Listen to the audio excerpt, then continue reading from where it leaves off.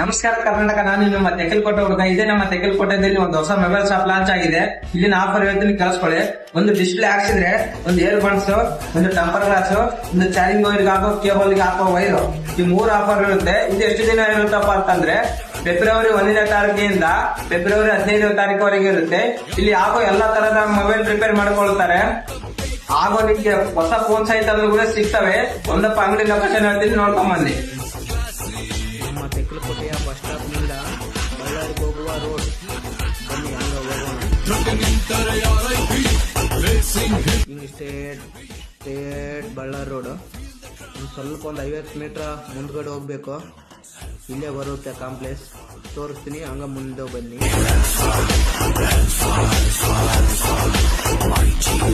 ಇಲ್ಲೇ ಕಾಣ್ತಿದಲ್ವಾ, ಇಲ್ಲೇ ಕಾಂಪ್ಲೆಕ್ಸ್. ಹಾಗೂ ನಿಮ್ಗೆ ಹೆಚ್ಚಿನ ಮಾಹಿತಿ ಬೇಕಂದ್ರೆ ಅವ್ರ ಕಾಂಟ್ಯಾಕ್ಟ್ ನಂಬರ್ ಕೊಟ್ಟಿರ್ತೀನಿ, ಕಾಲ್ ಮಾಡ್ಕೊರಿ.